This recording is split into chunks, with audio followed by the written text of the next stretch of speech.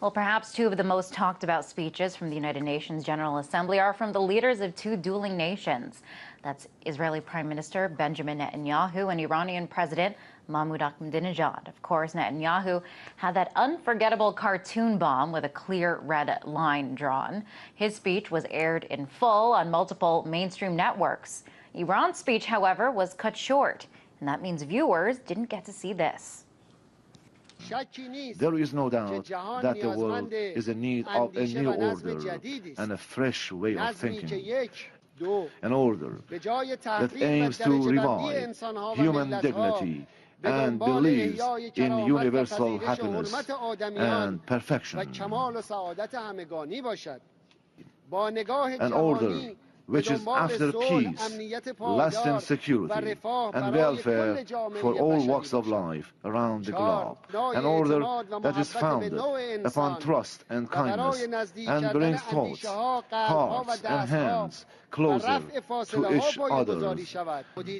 Authority is a sacred gift from people to their rulers, not a chance to amass power and wealth. Now, omissions like that make all the difference in how the Iranian leader is portrayed. It means the difference between a warmonger and someone opposed to war. So what else isn't being reported, and what are the ramifications of this kind of selective reporting? To discuss this, I was joined by Amber Lyon, three-time Emmy award-winning journalist, photographer, and filmmaker. Well, I really worry here that the United States public is being led into another potential conflict with Iran, the similar way that we were led into the Iraq and Afghanistan wars, because you're starting to see the mainstream media really overhype the situation in Iran and omit important facts like what you just showed, Liz, where Ahmadinejad was saying that there are options for peace. But if you go back and you look at the way that CNN and other mainstream outlets covered that, they ignored that part of the speech. And if you look at all the propaganda being fed to the American public right now in terms of Iran, we have movies here coming out, Argo. We've got the mainstream media oversaturation of coverage of the Iran situation. And, you know, based on everything that's happening here in the U.S. with the mortgage crisis, the economy, the fact that most Americans are having problems just getting by day to day, the fact that the mainstream media is over-covering Iran only says one thing to me, and that's that the American public is being propagated into another war, Liz. And why do you think that this is happening? Well, I think that it's a use of propaganda, and this is something that goes back to the terms weapons of mass destruction. The American public was fed that phrase over and over and over leading into the Iraq war, and now we're starting to see it as far as nuclear weapons and Iran goes in the U.S., Liz, and I just fear that the public is continuing to be fed propaganda that unassuming Americans don't realize they're being fed to lead us into another potential conflict. Now, the job of the media is supposed to be, you know, this fourth estate and to, you know, show, all possible angles and basically just to report the truth. What do you think it is? I know that you worked for CNN. Why would it be otherwise? Why would they be presenting war propaganda, as you call it?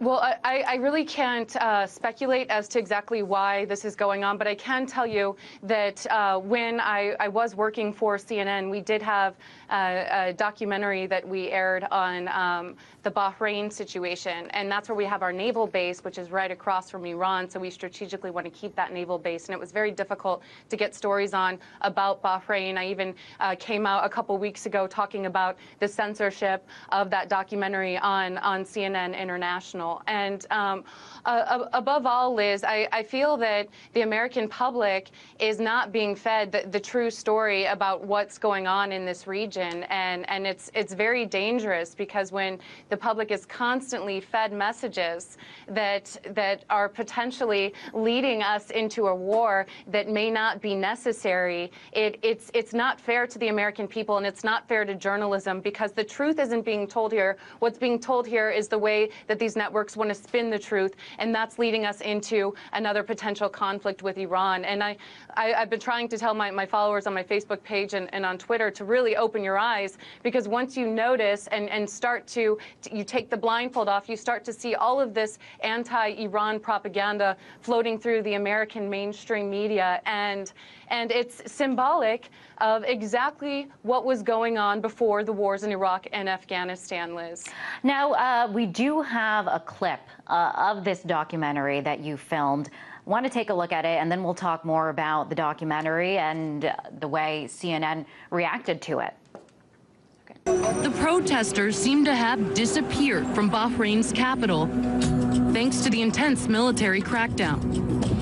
We ventured into another side of Bahrain, a side the government didn't want the world to see, to find out where they've gone. We drove to the Shia villages, passing military checkpoints as we left the capital.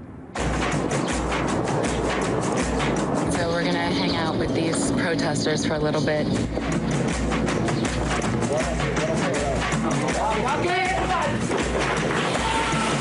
This is what the protests look like today. Young boys who've been hit with tear gas.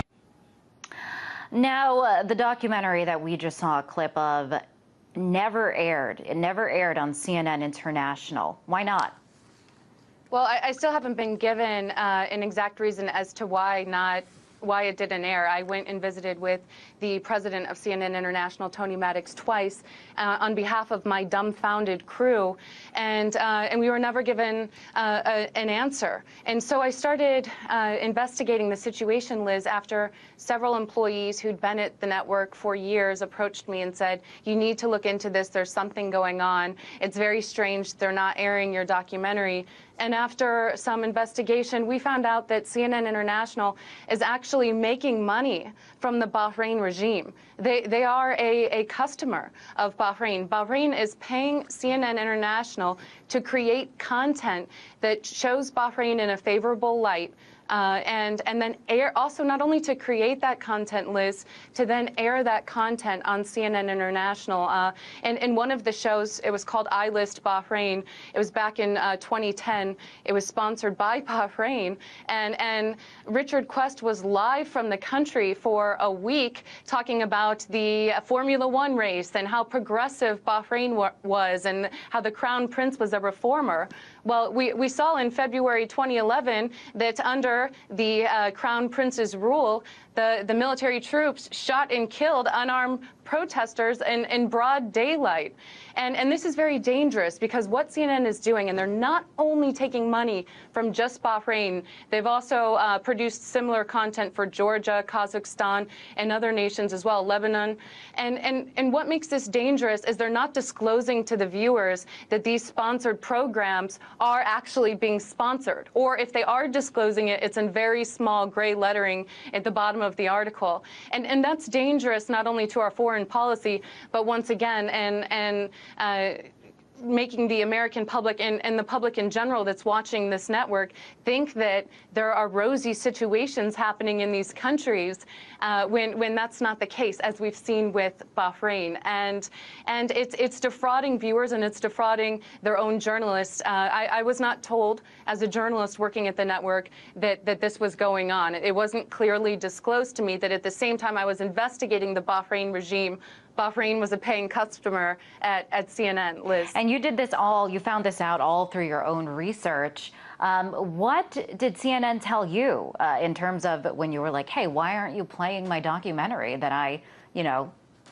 risk danger and to bring this story? And what did they tell you as to, why they weren't playing it? Well, that's what made me more suspicious, is because they never gave us an answer. They never told us